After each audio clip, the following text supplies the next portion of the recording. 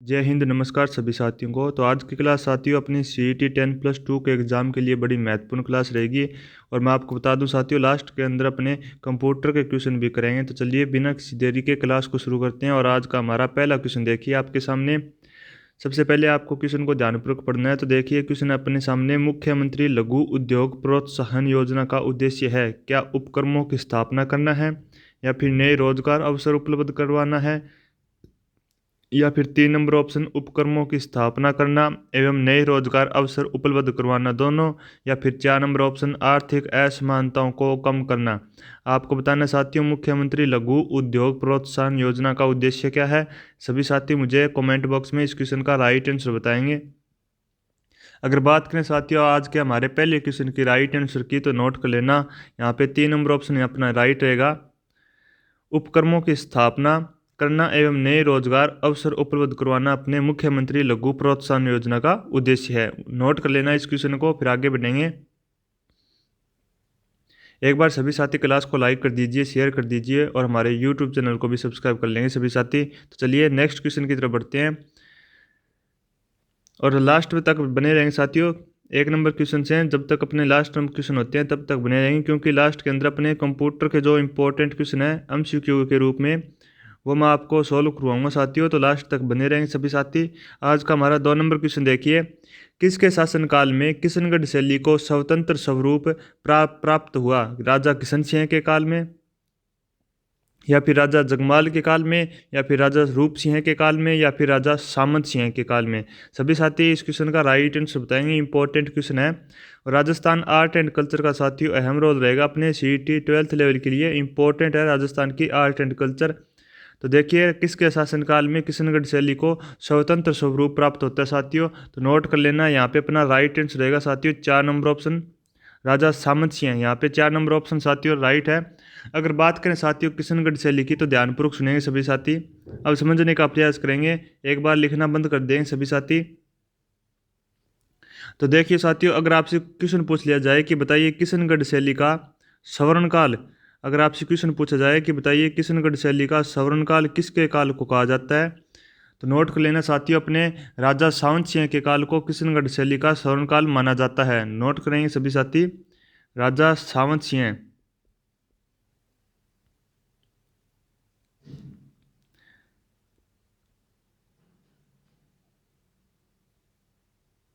Note कर लेना साथियों, अपने राजा सावंत सिंह। एक बार इसको छोटा कर देते हैं थोड़ा।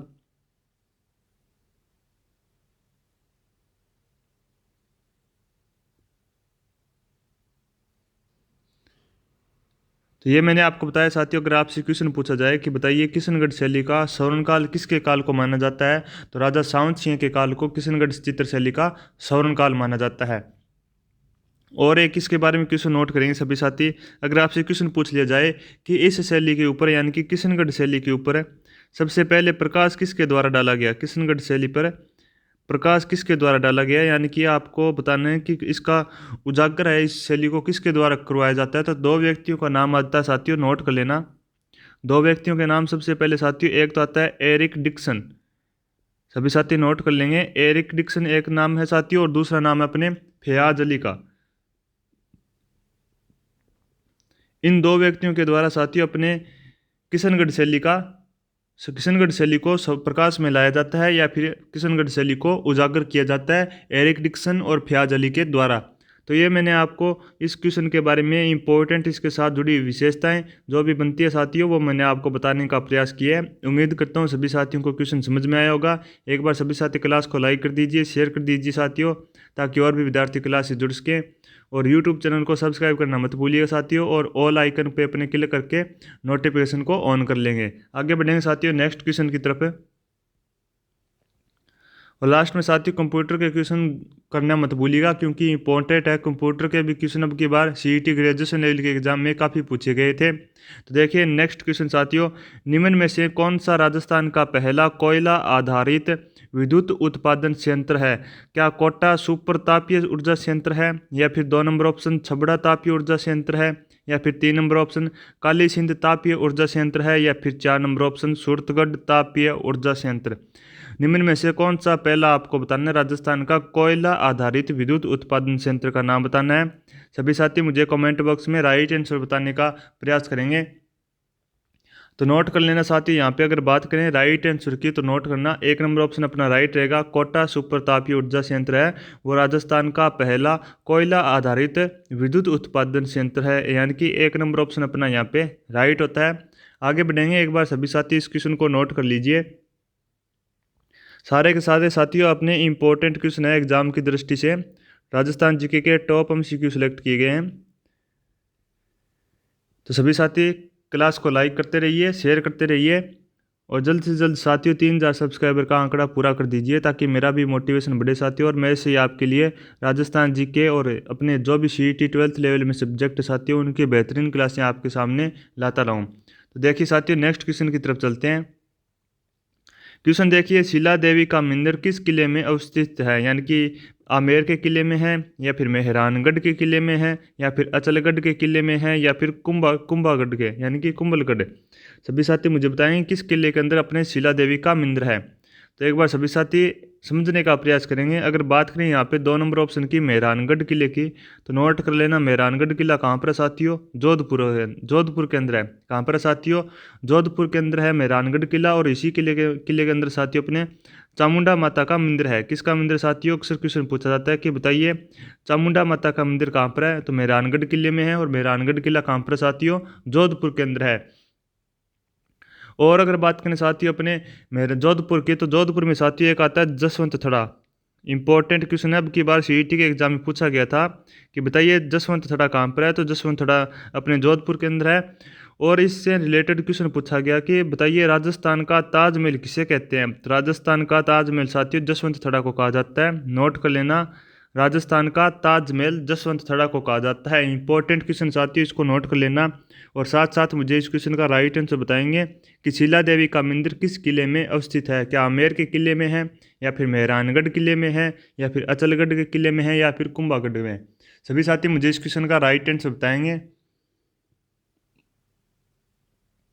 फटाफट से नोट कर लेना साथियों, अपने इस क्वेश्चन का राइट आंसर रहेगा यहाँ पे 1 नंबर ऑप्शन, यानी कि आमेर के किले के अंदर अपने शिला देवी का मंदिर है। उम्मीद करता हूँ सभी साथियों को क्वेश्चन समझ में आया होगा और नोट भी कर लिया होगा। फिर आगे बढ़ेंगे, देखिए नेक्स्ट क्वेश्चन आपके सामने साथियों बड़ा ही इंपॉर्टेंट क्वेश्चन है।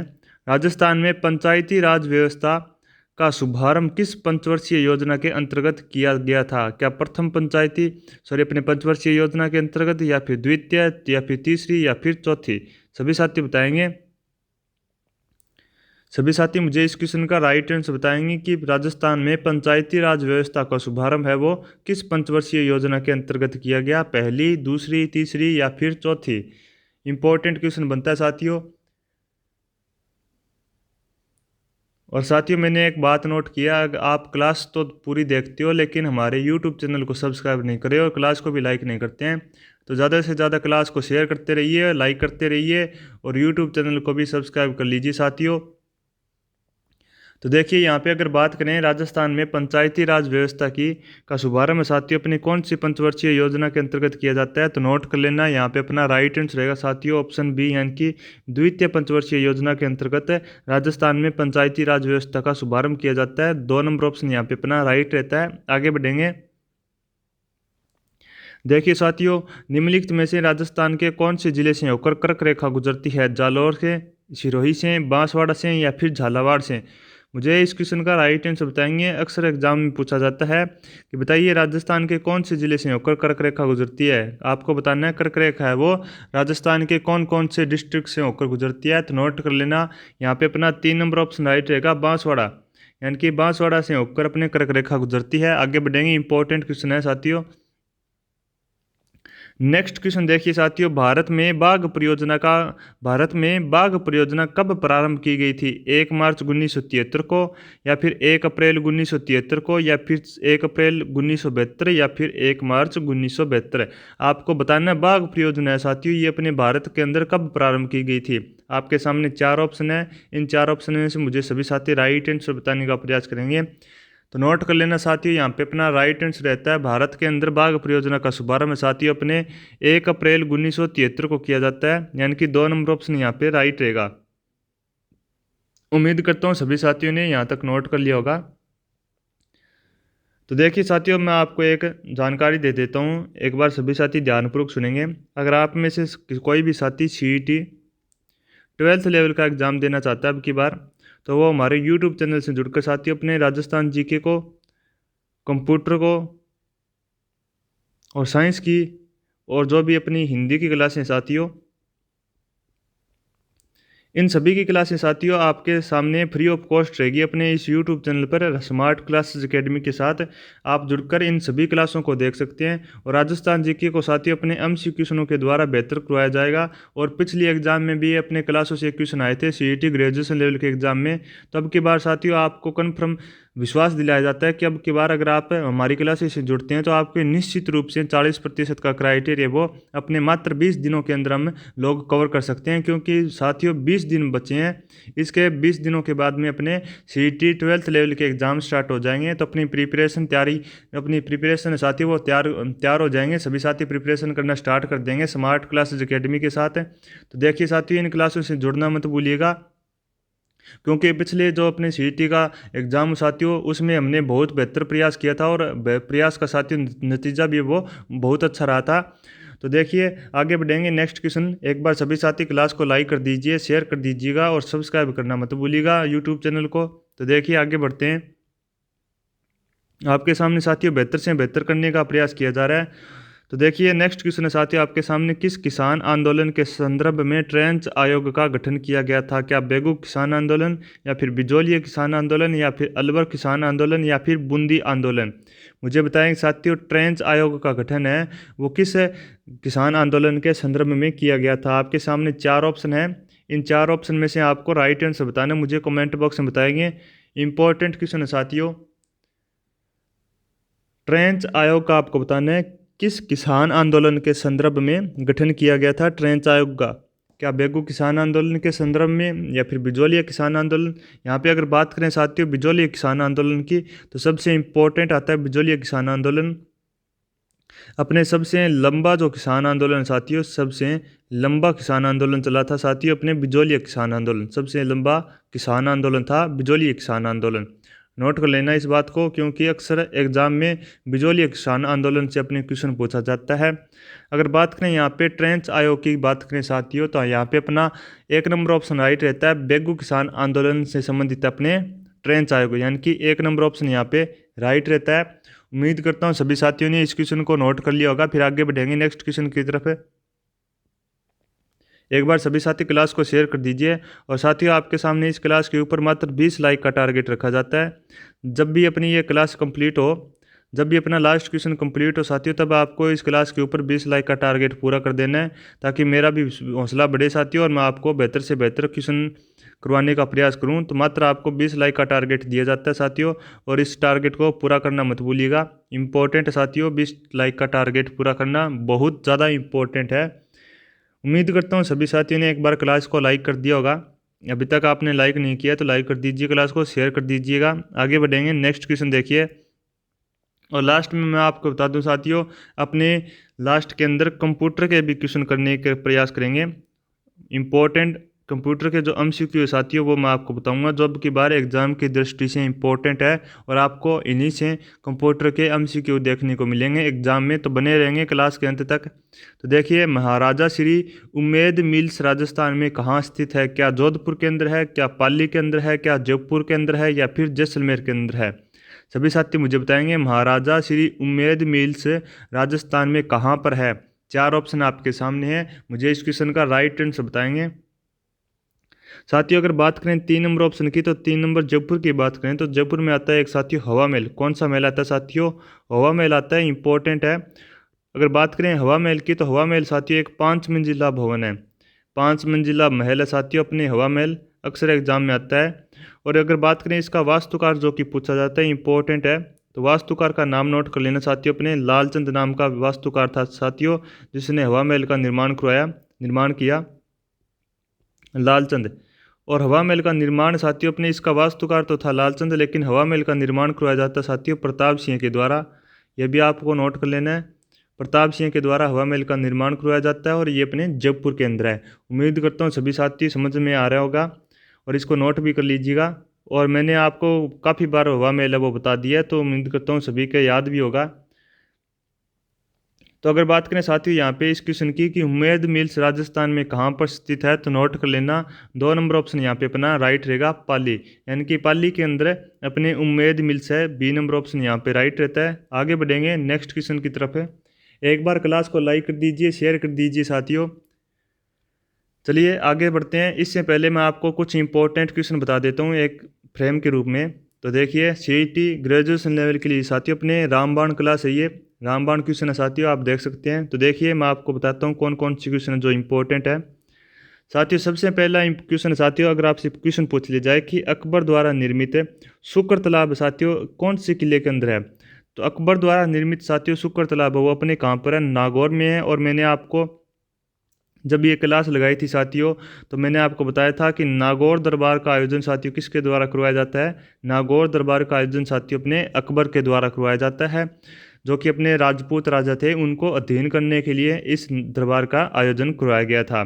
फिर आगे देखेंगे साथियों, अपने नेक्स्ट क्वेश्चन देखेंगे। इसके अंदर क्वेश्चन साथियों, जो दुर्ग है जो मानसून महल के नाम से जाना जाता है, तो कौन सा दुर्ग है साथियों, अपने सज्जनगढ़ दुर्ग है जो मानसून महल के नाम से भी जाना जाता है।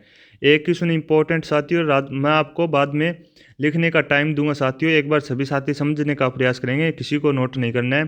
तो देखिए आगे क्वेश्चन, राजस्थान में भूमिज शैली का सबसे पुराना मंदिर कौन सा है। इंपॉर्टेंट क्वेश्चन है साथियों, अक्सर एग्जाम में आता है। भूमिज शैली का सबसे पुराना मंदिर साथियों अपने पाली जिले का शेवाड़ी जैन मंदिर। कौन सा मंदिर है साथियों, पाली जिले का शेवाड़ी मंदिर है।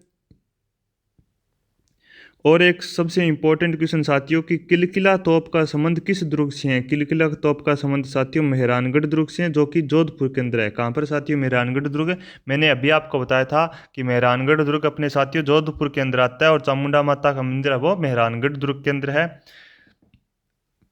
उम्मीद करता हूँ सभी साथियों को क्वेश्चन वो अच्छे लगे होंगे। तो अब आपको साथियों 2 मिनट का समय दिया जाता है इन क्वेश्चनों को नोट करने के लिए। अगर आपने अभी तक हमारी ये रामबाण क्लास साथियों अपने CET 10+2 के लेवल की एग्ज़ाम के लिए अगर आपने ये क्लास नहीं देखी है, तो आप देख सकते हैं हमारे यूट्यूब चैनल पर अपनी ये क्लास रहेगी। स्मार्ट क्लासेस एकेडमी के नाम से अपना यूट्यूब चैनल है, इसको सब्सक्राइब कर लीजिएगा। तो आपको 2 मिनट का समय दिया जाता है साथियों इसको नोट करने के लिए।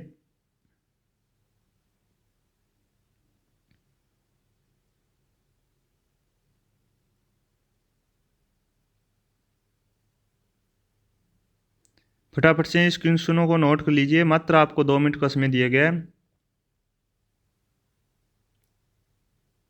फिर अपन कुछ साथियों कुछ जो कंप्यूटर के MCQ है उनको कवर करेंगे। इंपॉर्टेंट क्वेश्चन मैं आपके लिए लेकर आया हूँ साथियों, तो क्लास में बने रहेंगे नोट करने। जैसे ही आप नोट कर लेते हैं मुझे कमेंट बॉक्स में बता देना, मैं आपको कंप्यूटर के जो इंपॉर्टेंट MCQ क्वेश्चन है साथियों उनको करवाने का प्रयास करूँगा एक ही क्लास के अंदर।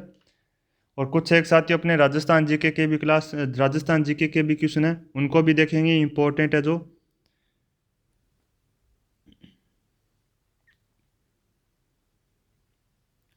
भी भाई बंधु अपने CET 10+2 के एग्ज़ाम की तैयारी कर रहा है उसको क्लास को शेयर कर दीजिए, ताकि वह भी अपनी तैयारी को बेहतर बना सकें। राजस्थान जीके को हमारे साथ पढ़कर शेयर कर देना सभी साथी। अगर आपके साथ में कोई भी बच्चा तैयारी कर रहा है CET 10+2 के लेवल के लिए, तो शेयर करते रहिए सभी साथी। लाइक कर दीजिएगा क्लास को, मात्र आपको 20 लाइक का टारगेट दिया गया इस क्लास के ऊपर। जैसे ही अपनी क्लास कंप्लीट हो ये टारगेट साथियों आपको पूरा कर देना है। तो चलिए साथियों, उम्मीद करता हूँ सभी साथियों ने इस क्वेश्चन को नोट कर लिया होगा। इन क्वेश्चनों को अगर किसी भाई बंधु के क्वेश्चन पीछे रह जाते हैं तो वो साथियों अपने क्लास को रोक कर और फिर अपने नोट कर सकता है। और सब्सक्राइब कर लेना साथियों अपने स्मार्ट क्लासेस एकेडमी को। इसी प्रकार साथियों अपने व्याख्या सहित राजस्थान जीके को पढ़ने के लिए हमें सब्सक्राइब कर लेना। चलिए अब मैं आपको साथियों अपने कुछ इंपॉर्टेंट क्वेश्चन बनते हैं साथियों CET 10+2 के एग्ज़ाम के लिए, वो मैं आपको बताता हूँ। तो देखिए अगर आपसे क्वेश्चन पूछ लिया जाए, एक बार इसको छोटा करते हैं सभी साथी, अब लिखना बंद कर देंगे, समझने का प्रयास करेंगे। तो देखिए साथियों अगर आपसे क्वेश्चन पूछा जाए कि बताइए थेवा कला के लिए प्रसिद्ध परिवार कौन सा है, अक्सर क्वेश्चन आता है तो नोट कर लेना। क्वेश्चन है साथियों नोट करेंगे साथ साथ, थेवा कला के लिए प्रसिद्ध परिवार कौन सा है। आपसे क्वेश्चन पूछा जा सकता है कि बताइए थेवा कला के लिए प्रसिद्ध परिवार कौन सा है। सभी साथी एक बार लिखना बंद कर देंगे। मैं आपको साथियों बाद में टाइम दिया जाएगा, तब आपको नोट करना है। सबसे पहले समझने का प्रयास करेंगे सभी साथी। तो साथियों थेवा कला के लिए सबसे प्रसिद्ध परिवार कौन सा है, तो देखेंगे सभी साथी ध्यानपूर्वक सुनिए। सोनी परिवार है साथियों अपने थेवा कला के लिए प्रसिद्ध परिवार है। कौन सा परिवार साथियों, सोनी परिवार है जो थेवा कला के लिए प्रसिद्ध परिवार है, सोनी परिवार। फिर अगर साथियों अगर बात करें नेक्स्ट क्वेश्चन की, जो कि इंपॉर्टेंट है, अगर आपसे क्वेश्चन पूछ लिया जाए कि बताइए ब्लू पोट्री को राजस्थान में किस शासक के द्वारा लाया गया था। अब की बात पक्का आपसे ये क्वेश्चन पूछा जाएगा। तो देखेंगे सभी साथी ब्लू पोट्री, अगर आपसे क्वेश्चन पूछ लिया जाए कि बताइए ब्लू पोट्री को राजस्थान में किस शासक के द्वारा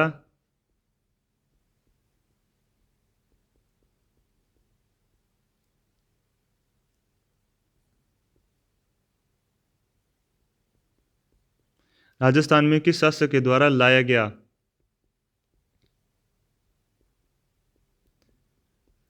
तो सभी साथी ध्यानपूर्वक देखेंगे किसके शासक के द्वारा लाया जाता है साथियों, अपने राम सिंह के द्वारा अपने ब्लू पोट्री को राजस्थान में लाया जाता है। इंपॉर्टेंट है। अगर बात करें साथियों यहाँ पे अपने ब्लू पोट्री की, तो ध्यानपूर्वक सुनेंगे सभी साथी ब्लू पोट्री को साथियों, इंपॉर्टेंट है।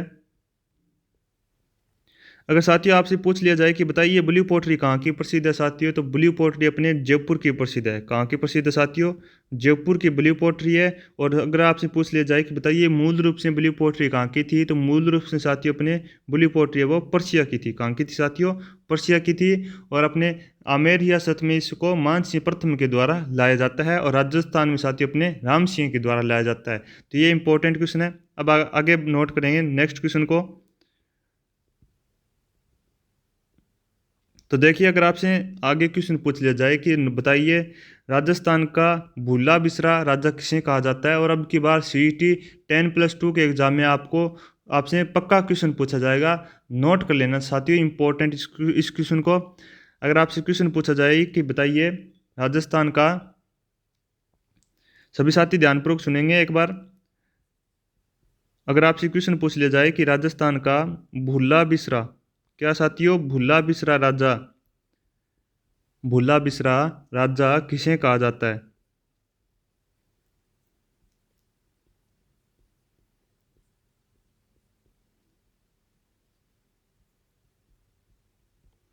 तो भूला बिसरा राजा साथियों अपने राव चंद्रसेन को कहा जाता है। किसको कहते हैं, राव चंद्रसेन को राजस्थान का भूला बिसरा राजा कहते हैं। और साथियों राव चंद्रसेन को मारवाड़ का प्रताप भी कहा जाता है। उपनाम अगर आपसे पूछ लिया जाए कि बताइए मारवाड़ का प्रताप किसको कहते हैं, तो मारवाड़ का प्रताप साथियों अपने राव चंद्रसेन को कहा जाता है। उम्मीद करता हूँ ये क्वेश्चन सभी साथियों को समझ में आ रहे होंगे। आगे बढ़ेंगे नेक्स्ट क्वेश्चन। अगर आपसे क्वेश्चन पूछ लिया जाए कि बताइए, अगर आपसे क्वेश्चन पूछा जाए कि मारवाड़ का उद्धारक या फिर राठौड़ों का यूलिसेस या फिर अणबिंदिया मोती किसे कहते हैं, तो एक बार सभी साथी ध्यानपूर्वक देखेंगे। अगर आपसे क्वेश्चन पूछ लिया जाए कि बताइए मारवाड़ का उद्धारक, अगर आपसे उपनाम के रूप में पूछ लिया जाए क्वेश्चन वन लाइनर के रूप में कि बताइए मारवाड़ का उद्धारक या फिर राठौड़ों का यूलिसेस, सभी साथी एक बार ध्यानपूर्वक सुनते हुए चलेंगे। अगर आपसे पूछ लिया जाए कि मारवाड़ का उद्धारक, राठौड़ों का यूलिसेस,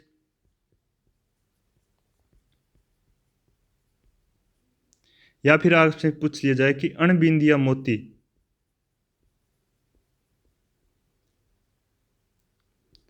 तो ये सभी साथी अपने किसको कहते हैं, दुर्गादास राठौड़ को कहा जाता है। दुर्गादास राठौड़ इंपॉर्टेंट व्यक्ति है साथियों, दुर्गादास राठौड़ राजस्थान जीके में दुर्गादास राठौड़ को इन नामों से जाना जाता है। एक बार रिपीट करेंगे। चलो साथियों मैं आपको एक साथ में नोट करवा दूंगा। मात्र अपने 3 क्वेश्चन शेष बचे हैं, तो उनको भी नोट कर लेते हैं, बाद में एक साथ रिवाइज करेंगे दोबारा से, और मैं आपको लिखने का भी टाइम दूंगा दोबारा से। आगे देखेंगे साथियों, बड़ा ही इंपॉर्टेंट अब की बार क्वेश्चन पूछे जाने वाला क्वेश्चन है कि अगर आपसे क्वेश्चन पूछा जाए कि बताइए डिंगल का हेरोंस, क्या साथियों, डिंगल का, सभी साथी एक बार ध्यानपूर्वक देखेंगे। अगर आपसे क्वेश्चन पूछ लिया जाए कि बताइए डिंगल का हेरोंस किसे कहते हैं, ध्यानपूर्वक सुनेंगे सभी साथी, लिखने का समय दिया जाएगा आपको, घबराना नहीं है। और डिंगल का हेरोंस, या फिर आपसे क्वेश्चन पूछा जाए कि बताइए कलम का धनी किसका धनी साथियों? कलम का धनी। ये सभी किसको कहते हैं? तो पृथ्वीराज राठौड़ को कहा जाता है कलम का धनी, पृथ्वीराज राठौड़ को। पृथ्वीराज राठौड़ को कलम का धनी कहा जाता है और डिंगल का हेरोंस भी कहा जाता है। फिर आगे देखेंगे नेक्स्ट क्वेश्चन। नेक्स्ट क्वेश्चन देखेंगे सभी साथी। अगर आपसे क्वेश्चन पूछ लिया जाए कि बताइए मारवाड़ का भागीरथ के नाम से किसे जाना जाता है? सभी साथी देखेंगे मारवाड़ का भागीरथ के उपनाम से किसे जाना जाता है?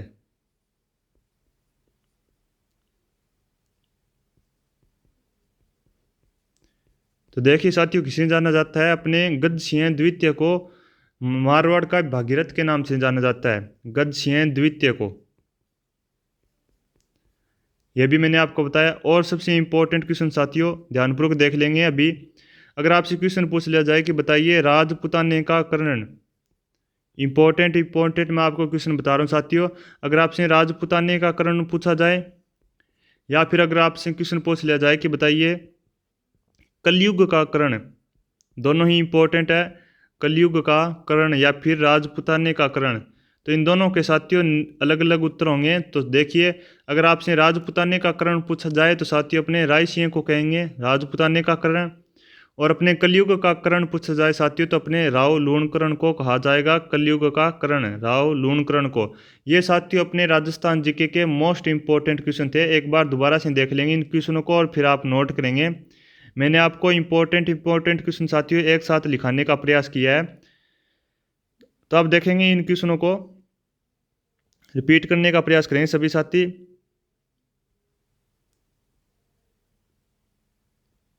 तो देखिए मैंने सबसे पहले आपको क्वेश्चन बताया साथियों कि अगर आपसे क्वेश्चन पूछ लिया जाए कि बताइए थेवा कला के लिए प्रसिद्ध परिवार कौन सा है? राजस्थान के अंदर थेवा कला के लिए प्रसिद्ध परिवार कौन सा? साथियों अपने सोनी परिवार है, वो थेवा कला के लिए प्रसिद्ध परिवार माना जाता है। ये भी इंपॉर्टेंट है। और फिर मैंने आपको बताया साथियों नेक्स्ट क्वेश्चन कि बताइए ब्लू पोट्री को राजस्थान में किस शासक के द्वारा लाया गया? तो ब्लू पोट्री को साथियों अपने राजस्थान के अंदर तो राम सिंह के द्वारा लाया जाता है।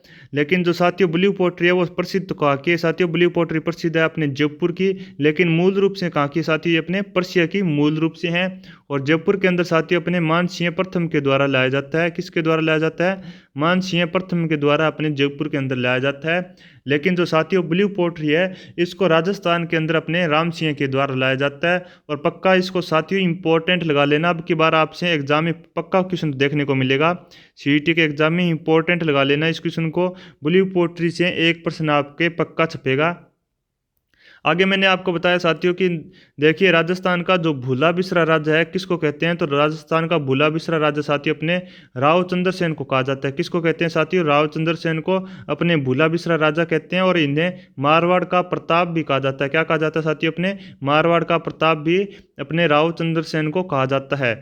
और मैं आपको साथ साथ नोट भी करवा दूँ साथियों अपने मानसिंह को भी। तो एक बार सभी साथी ध्यानपूर्वक देख लेंगे। फिर मैंने आपको बताया साथियों अगर आपसे क्वेश्चन पूछ लिया जाए कि बताइए मारवाड़ का उद्धारक है,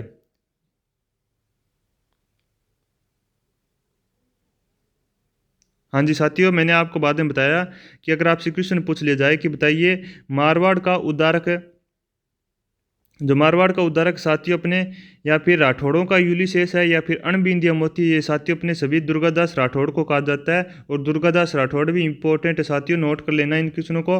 फिर मैं आपको बताऊंगा साथियों दोबारा से एक बार देख लेते हैं और फिर आपको टाइम दिया जाएगा। तो देखिए अगर आपसे क्वेश्चन पूछ लिया जाए कि बताइए डिंगल का हेरोंस या फिर कलम का धनी किसको कहते हैं साथियों? डिंगल का हेरोंस या फिर कलम का धनी साथियों अपने पृथ्वीराज राठौड़ को कहा जाता है। और फिर मैंने आपको आगे क्वेश्चन बताया कि बताइए मारवाड़ का भागीरथ के उपनाम से किसे जाना जाता है? तो मारवाड़ के भागीरथ के उपनाम में अपने गजसिंह द्वितीय को जाना जाता है। और फिर मैंने आपको बताया साथियों कि राजपूताने का कर्ण किसको कहते हैं? तो राजपूताने का कर्ण रायसिंह को कहा जाता है। और कलयुग का कर्ण साथियों अपने राव लूणकरण को कहा जाता है कलयुग का कर्ण।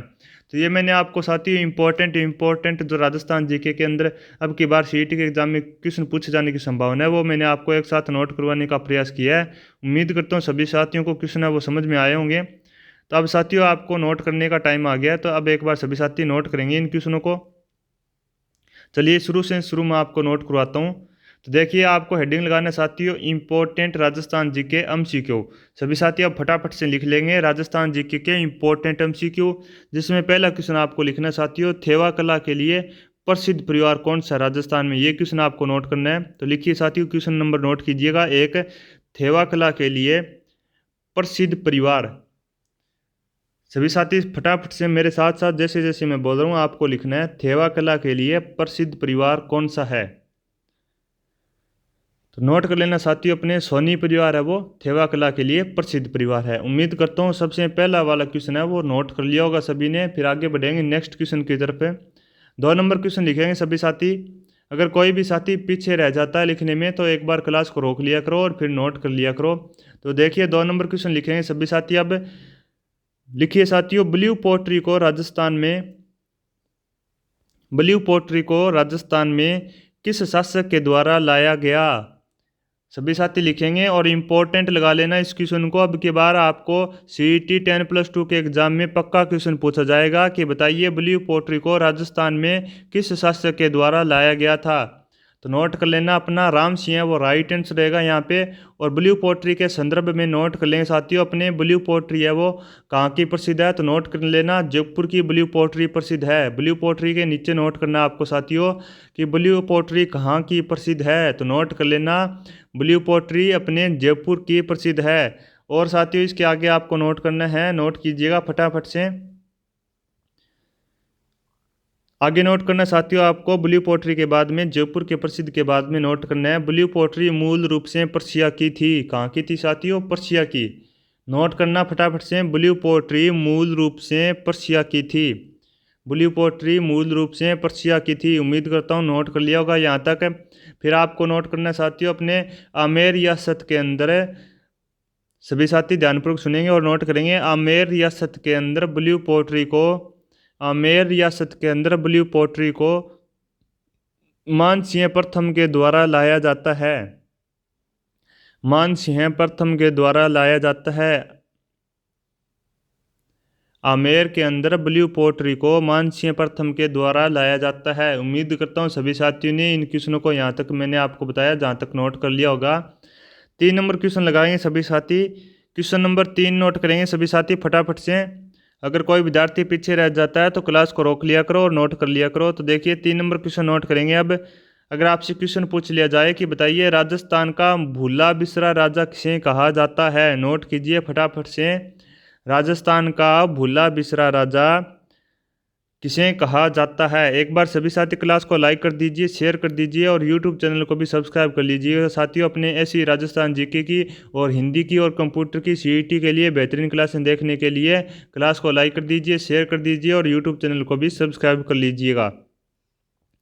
उम्मीद करता हूँ 3 नंबर क्वेश्चन नोट कर लिया होगा। राजस्थान का भूला बिसरा राजा किसे कहा जाता है? राव चंद्रसेन को, राव चंद्रसेन को। और ब्रैकेट लगाकर आपको नोट करना साथियों, राव चंद्रसेन को मारवाड़ का प्रताप भी कहा जाता है। जैसा मैंने आपको लिख रखा है जैसे वैसा वैसा आपको नोट करना है, मारवाड़ का प्रताप राव चंद्रसेन। सभी साथी जल्दी जल्दी नोट करने का प्रयास करेंगे और फिर अपने कंप्यूटर के जो इंपॉर्टेंट MCQ है उनको भी देखेंगे।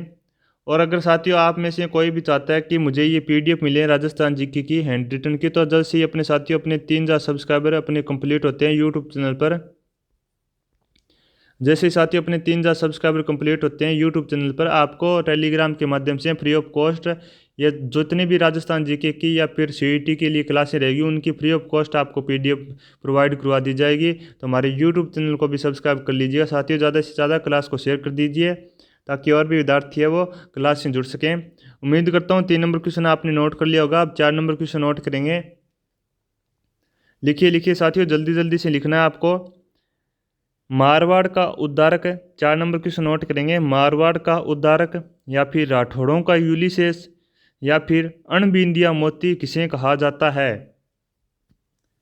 नोट करेंगे आज का हमारा 4 नंबर क्वेश्चन।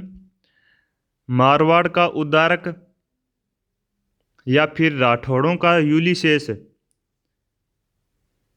मारवाड़ का उद्धारक या फिर राठौड़ों का यूलिसेस या फिर अणबिंदिया मोती किसे कहा जाता है? अणबिंदिया मोती किसे कहा जाता है? तो राइट आंसर रहेगा साथियों दुर्गादास राठौड़ को मारवाड़ का उद्धारक, राठौड़ों का यूलिसेस और अणबिंदिया मोती के नाम से जाना जाता है। दुर्गादास राठौड़ यहाँ पे राइट रहेगा। आगे बढ़ेंगे, नेक्स्ट क्वेश्चन आपको नोट करना है साथियों, इंपॉर्टेंट क्वेश्चन आगे सभी साथी देखेंगे। देखिए, अगर आपसे क्वेश्चन पूछ लिया जाए कि बताइए डिंगल का हेरोंस या फिर कलम का धनी, सभी साथी देखेंगे कलम का धनी अगर आपसे पूछ लिया जाए तो पृथ्वीराज राठौड़ को कलम का धनी कहते हैं। किसको कहते हैं साथियों? पृथ्वीराज राठौड़ को। आज का हमारा 5 नंबर क्वेश्चन आपको नोट करना है, डिंगल का हेरोंस या फिर कलम का धनी किसे कहा जाता है? सभी साथी फटाफट से नोट कर लेंगे 5 नंबर क्वेश्चन को, डिंगल का हेरोंस या फिर कलम का धनी किसे कहा जाता है? पृथ्वीराज राठौड़ को कहा जाता है, राइट आंसर रहेगा अपना। फिर अपना साथियों 6 नंबर क्वेश्चन नोट करेंगे, मारवाड़ का, सभी साथी नोट कीजिए जल्दी जल्दी 6 नंबर क्वेश्चन को, मारवाड़ का भागीरथ के उपनाम से, मारवाड़ का भागीरथ के उपनाम से किसे जाना जाता है? मारवाड़ का भागीरथ के उपनाम से किसे जाना जाता है? तो गज सिंह द्वितीय को जाना जाता है। फिर आगे बात करें साथियों, अपने 7 नंबर क्वेश्चन चल रहा है क्या साथियों? 7 नंबर क्वेश्चन को नोट कर लेंगे, राजपुताने का करण, राजपुताने का करण किसे कहा जाता है? रायसिंह को कहा जाता है। और अगर आगे 8 नंबर क्वेश्चन नोट कर लेना, अगर आपसे क्वेश्चन पूछ जाए कि बताइए कलयुग का करण किसे कहते हैं, तो कलयुग का करण साथियों अपने राव लूणकरण को कहा जाता है, कलयुग का करण राव लूणकरण। अब देखिए साथियों, अगर आप चाहते हैं साथियों जो अपने मॉडल पेपर हैं, ये देख सकते हैं साथियों अपने जो सीईटी के मॉडल पेपर हैं,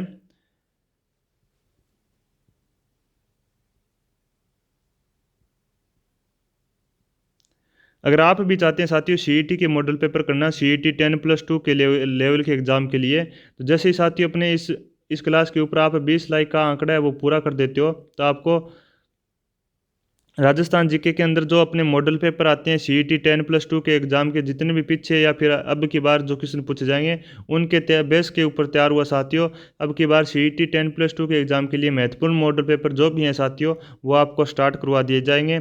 अगर आप भी मॉडल पेपर से जुड़ना चाहते हैं तो मात्र आपको 20 लाइक का टारगेट दिया गया साथियों इस क्लास के ऊपर। इस लाइक को आप 20 लाइक का जो टारगेट है आपको पूरा करना है, फिर आपको अपने मॉडल पेपर वो स्टार्ट करवा दिए जाएंगे। तो इन मॉडल पेपरों से भी देखना मत भूलिएगा, जुड़ना मत भूलिएगा, इन मॉडल पेपरों को ज़रूर देखना है, क्योंकि प्रत्येक एग्ज़ाम में पुराने हुए मॉडल पेपरों से कम 4 से 5 क्वेश्चन रिपीट होते हैं। अगर आप इन सभी सारे राजस्थान जीके के जो भी अपने सीईटी राजस्थान सीईटी के जो भी मॉडल पेपर हैं जो मैं आपको स्टार्ट करवाऊंगा साथियों, और आप उन क्लासों को देखते हैं, अगर आप कंप्लीट मॉडल पेपर देखते हैं मेरे साथ, तो इन क्लासों से आपके प्रत्येक एग्जाम में 4 से 5 क्वेश्चन रिपीट होंगे, ताकि अगर 4 से 5 क्वेश्चन रिपीट होते हैं तो आपके आराम से 40% बन जाएंगे। तो इन क्लासों को देखना मत भूलिएगा, इंपॉर्टेंट लगा लेना साथियों राजस्थान जीके के अंदर, अपने राजस्थान सीईटी के अंदर मॉडल पेपरों को इंपॉर्टेंट है, जुड़ना मत भूलिएगा इन क्लासों से। आपको सामने जल्द ही मॉडल पेपर स्टार्ट हो जाएंगे। उम्मीद करता हूँ सभी साथियों ने यहाँ तक तो नोट कर लिया होगा, कलयुग का करण तक तो नोट कर लिया होगा साथियों। और जो भी अपने राजस्थान जीके के राजस्थान सीईटी के मॉडल पेपर स्टार्ट होंगे जल्द ही आपके सामने, तो इन मॉडल पेपरों की जो भी क्लास है इनको देखना मत भूलिएगा। आपको अपने इस यूट्यूब चैनल के ऊपर एक अलग से प्ले लिस्ट बन जाएगी, वहाँ पे मैं आपको कंप्लीट मॉडल पेपर प्रोवाइड करवा दूंगा सीईटी का विद सॉल्यूशन, और इसी प्रकार अपने संपूर्ण व्याख्या सहित पढ़ेंगे उन मॉडल पेपरों को, तो देखना मत भूलिएगा साथियों। आपके लिए लाभदायक रहेंगे अपने एग्जाम की दृष्टि से। चलिए, उम्मीद करता हूँ यहाँ तक आपने नोट कर लिया होगा। अगर कोई भी विद्यार्थी पीछे रह जाता है नोट करने में तो क्लास को रोककर दोबारा से नोट कर सकते हैं।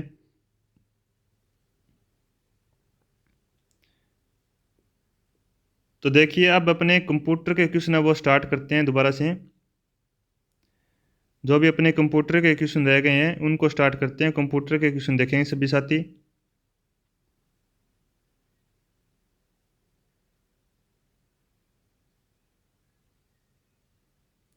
चलिए, आप कंप्यूटर हेडिंग लगा लीजिए साथियों। जो भी अपने कंप्यूटर के क्वेश्चन हैं उनको देखेंगे सभी साथी। अब साथियों अपने कंप्यूटर को स्टार्ट करने जा रहे हैं। जो भी इंपॉर्टेंट क्वेश्चन है कंप्यूटर के वो मैं आपको एक साथ नोट करवा रहा हूँ।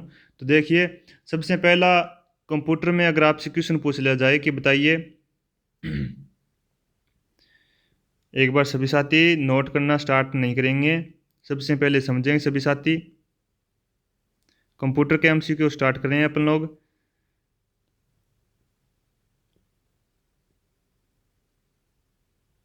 तो देखिए, अगर आपसे क्वेश्चन पूछा जाए कंप्यूटर के अंदर, बताइए कि कंप्यूटर का पितामह, किसका पितामह साथियों, कंप्यूटर का पितामह किसे कहा जाता है। सभी साथी मेरे साथ साथ समझेंगे पहले, फिर नोट किया जाएगा। नोट करने के लिए आपको टाइम दिया गया था राजस्थान जीके के लिए, उसी प्रकार आपको कंप्यूटर के क्वेश्चन भी नोट करने के लिए समय दिया जाएगा। तो देखिए, अगर आपसे कंप्यूटर का पितामह पूछ लिया जाए साथियों, तो कंप्यूटर का पितामह रहेगा साथियों चार्ल्स बेबेज। सभी साथी ध्यानपूर्वक समझेंगे और बाद में नोट कर लेना। चार्ल्स बेबेज को क्या कहा जाता है साथियों, अपने कंप्यूटर का पितामह कहा जाता है। फिर अगर आगे बढ़ेंगे साथियों, नेक्स्ट क्वेश्चन अगर आपसे क्वेश्चन पूछ लिया जाए कंप्यूटर का कि बताइए कंप्यूटर की भौतिक बनावट क्या कहलाती है। कंप्यूटर की जो भौतिक बनावट रहती है वो क्या कहलाती है साथियों,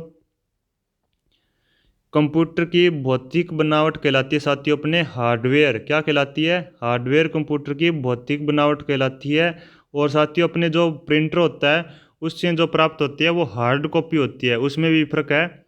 तो आप ध्यानपूर्वक देख लेना, कंप्यूटर की जो भौतिक बनावट होती है वो क्या कहलाती है, हार्डवेयर कहलाती है। और अगर बात करें साथियों अपने कंप्यूटर के क्वेश्चन की आगे, तो अगर आपसे क्वेश्चन पूछ लिया जाए कि बताइए किस यूनिट को, सभी साथी ध्यानपूर्वक देखेंगे क्वेश्चनों को।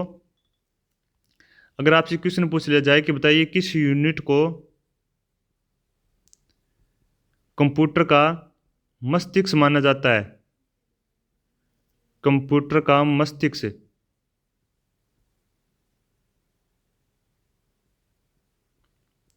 कंप्यूटर का मस्तिष्क किसको माना जाता है साथियों, अपने सीपीयू को कंप्यूटर का मस्तिष्क माना जाता है।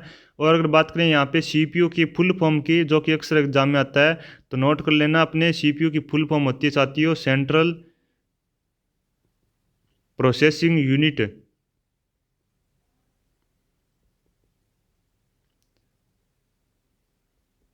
सीपीयू की फुल फॉर्म रहती है साथियों अपने सेंट्रल प्रोसेसिंग यूनिट। आगे देखेंगे, अगर आपसे क्वेश्चन पूछ लिया जाए कि बताइए आईसी की फुल फॉर्म क्या रहती है। आईसी की फुल फॉर्म अगर आपसे क्वेश्चन पूछ लिया जाए, इंपॉर्टेंट है सारे के सारे, और अब के बाद इनमें से आपको पक्का एक दो क्वेश्चन है वो अपने कंप्यूटर से रिलेटेड क्वेश्चन पूछा जाएगा एग्जाम में। तो आईसी की फुल फॉर्म रहती है साथियों अपने इंटीग्रेटेड सर्किट। क्या रहती है साथियों, इंटीग्रेटेड, इंटीग्रेटेड सर्किट अपने आईसी की फुल फॉर्म रहती है। उम्मीद करता हूँ सभी साथियों को समझ में भी आ रहा होगा।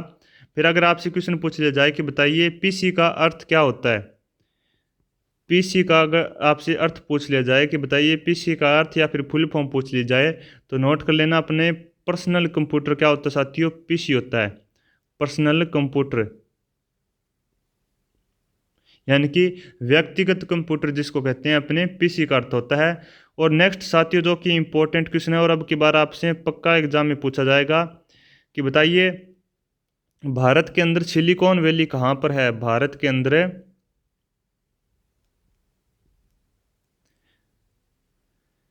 कि बताइए भारत में सिलिकॉन वैली,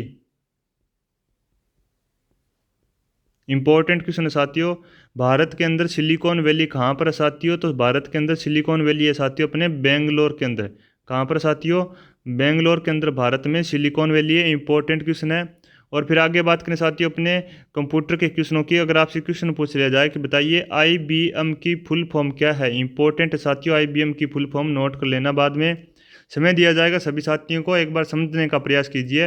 अगर आपसे साथियों आईबीएम की फुल फॉर्म पूछ ली जाए तो देख लेना, आईबीएम की फुल फॉर्म होती है साथियों इंटरनेशनल, सभी साथी देख लेंगे, आईबीएम की फुल फॉर्म होती है साथियों international business machine, international business machine. ये अपने आईबीएम की फुल फॉर्म है। आगे देखें आज का हमारा कंप्यूटर का लास्ट क्वेश्चन साथियों, सभी साथी क्लास में बने रहेंगे। तो देखिए एक बार सभी साथी क्लास को लाइक कर दीजिए, शेयर कर दीजिए अगर आपको क्लास अच्छी लग रही है, और यूट्यूब चैनल को भी सब्सक्राइब करना मत भूलिएगा। नेक्स्ट क्वेश्चन साथियों इंपॉर्टेंट है और अब की बार आपके एग्जाम में आएगा कि क्वेश्चन पूछा जाएगा कि बताइए NEAC क्या था, ENIAC क्या था। तो साथियों ये अपने NEAC है साथियों एक इलेक्ट्रॉनिक कंप्यूटर था। क्या था साथियों, एक इलेक्ट्रॉनिक,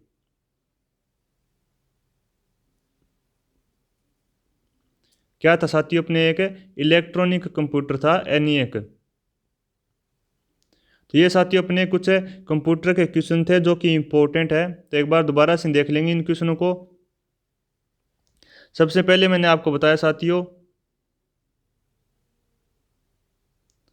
सभी साथी ध्यानपूर्वक देखेंगे। सबसे पहला मैंने क्वेश्चन आपको बताया साथियों कि बताइए कंप्यूटर का पितामह किसे कहा जाता है। तो कंप्यूटर का पितामह साथियों अपने चार्ल्स बेबेज को कहा जाता है। किसको कहते हैं साथियों, अपने चार्ल्स बेबेज को कंप्यूटर का पितामह कहा जाता है। उम्मीद करता हूँ सभी साथियों ने इसको भी नोट किया होगा और समझने का प्रयास भी किया होगा। तो देखिए नेक्स्ट क्वेश्चन मैंने आपको बताया साथियों कि कंप्यूटर की भौतिक बनावट क्या कहलाती है। कंप्यूटर की भौतिक बनावट क्या कहलाती है साथियों, तो कंप्यूटर की भौतिक बनावट हार्डवेयर कहलाती है। और फिर मैंने आपको नेक्स्ट क्वेश्चन बताया साथियों कि अगर आपसे क्वेश्चन पूछ लिया जाए कि बताइए किस यूनिट को कंप्यूटर का मस्तिष्क कहा जाता है या फिर माना जाता है, तो कंप्यूटर का मस्तिष्क साथियों अपने CPU को माना जाता है। और CPU की फुल फॉर्म होती है साथियों सेंट्रल प्रोसेसिंग यूनिट। क्या होती है साथियों, सेंट्रल प्रोसेसिंग यूनिट अपने CPU की फुल फॉर्म होती है। और फिर मैंने आपको नेक्स्ट क्वेश्चन बताया कि नोट कर लेना, और अब की बार पक्का आएगा एग्जाम में, IC की फुल फॉर्म पूछी जाती है। तो IC की फुल फॉर्म होती है साथियों इंटीग्रेटेड सर्किट। IC की फुल फॉर्म क्या होती है, इंटीग्रेटेड सर्किट है होती है। उम्मीद करता हूँ सभी साथियों को समझ में आ रहा होगा। एक बार क्लास को शेयर कर दीजिए, लाइक कर दीजिएगा। आगे देखेंगे कंप्यूटर का नेक्स्ट क्वेश्चन मैंने आपको बताया कि नोट कर लेना, पीसी का अर्थ क्या होता है साथियों, पर्सनल कंप्यूटर पीसी का अर्थ होता है। और फिर मैंने आपको इंपॉर्टेंट लगाकर क्वेश्चन बताया कि अब के बार एग्जाम में पक्का छपेगा कि भारत के अंदर सिलिकॉन वैली कहाँ पर साथियों, तो भारत के अंदर सिलिकॉन वैली अपने बेंगलोर के अंदर है। कहाँ पर है, बेंगलुरु के अंदर सिलिकॉन वैली है। फिर मैंने आपको बताया साथियों कि नोट कीजिएगा IBM का फुल फॉर्म क्या है साथियों, IBM का फुल फॉर्म होता है इंटरनेशनल बिजनेस मशीन। और इंपॉर्टेंट लगा लेना, ये वाला क्वेश्चन आपको पक्का एग्जाम में मिलेगा। बताइए कि IBM का फुल फॉर्म क्या होता है, तो IBM का फुल फॉर्म होता है साथियों इंटरनेशनल बिजनेस मशीन। फिर नेक्स्ट क्वेश्चन मैंने आपको बताया साथियों कि NEAC क्या था साथियों, तो NEAC एक इलेक्ट्रॉनिक कंप्यूटर था। NEAC क्या था साथियों, इलेक्ट्रॉनिक कंप्यूटर था। अब एक बार सभी साथी क्लास को नोट करेंगे, कॉपी और पेन को उठा लीजिएगा साथियों, आपके नोट करने का समय आ गया है। तो देखिए सबसे पहला कंप्यूटर का क्वेश्चन है वो नोट कर लेंगे सभी साथी। उम्मीद करता हूँ सभी साथियों को दिखाई दे रहा होगा।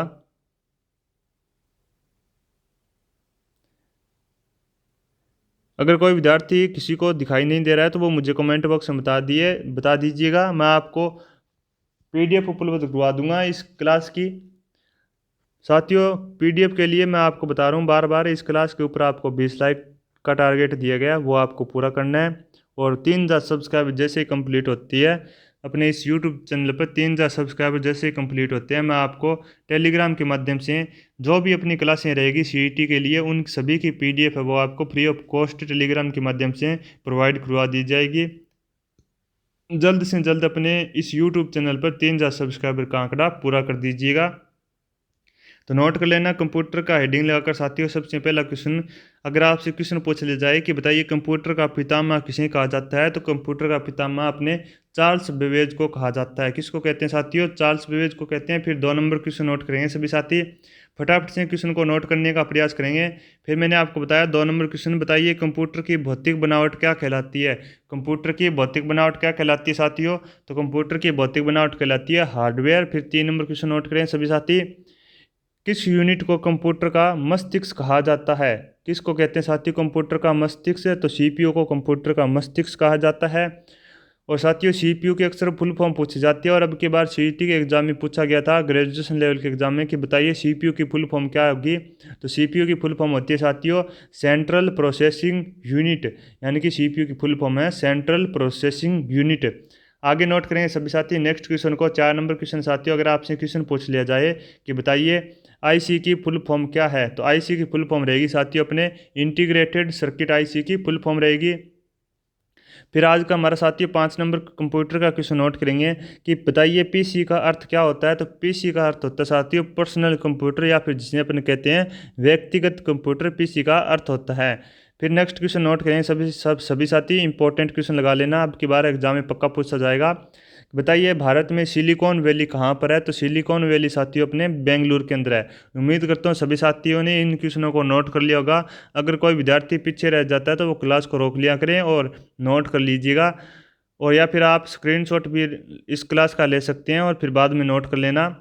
आगे बढ़ेंगे नेक्स्ट क्वेश्चन की तरफ है। मैंने आपको आगे बताया साथियों कि अगर आपसे क्वेश्चन पूछ लिया जाए कि बताइए आईबीएम का फुल फॉर्म क्या है। तो आईबीएम का फुल फॉर्म है साथियों इंटरनेशनल, क्या है साथियों, इंटरनेशनल बिजनेस मशीन है साथियों, आईबीएम का फुल फॉर्म है। और नेक्स्ट क्वेश्चन आज का हमारा कंप्यूटर का कि एनईएक क्या था साथियों। तो एनईएक एक इलेक्ट्रॉनिक कंप्यूटर था। उम्मीद करता हूँ सभी साथियों ने यहाँ तक सभी क्वेश्चनों को नोट कर लिया होगा। तो देखिए साथियों, अगर आपको क्लास अच्छी लगी है तो एक बार सभी साथी क्लास को लाइक कर दीजिए, शेयर कर दीजिए और यूट्यूब चैनल को सब्सक्राइब कर लीजिएगा साथियों। पीडीएफ के लिए आपको जल्द से जल्द 3000 सब्सक्राइबर का आंकड़ा पूरा करना है, ताकि आपको अपनी सीईटी की जो भी क्लासें रहेगी उनकी पीडीएफ आपको टेलीग्राम के माध्यम से फ्री ऑफ कॉस्ट प्रोवाइड होती रहे। तो मात्र आपको साथियों 3000 सब अपने सब्सक्राइबर का आंकड़ा दिया गया है, इसको जल्द से जल्द पूरा कर लें। उम्मीद करता हूँ यहाँ तक आपको सभी विद्यार्थियों को समझ में आया होगा और नोट कर लिया होगा। तो देखिए यहाँ पे अपनी क्लास समाप्त होती है साथियों। नेक्स्ट मिलते हैं ऐसी शानदार और जानदार जी अपने सीईटी के लिए क्लास की, ऐसी जानदार और शानदार जीके की क्लास में नेक्स्ट क्लास में मिलते हैं। तब तक के लिए धन्यवाद। आप ऐसे ही घर पर बैठे हुए ऑनलाइन अपनी सीईटी की बेहतर तैयारी स्मार्ट क्लासेस एकेडमी के साथ करते रहिए। मिलते हैं नेक्स्ट क्लास में, धन्यवाद।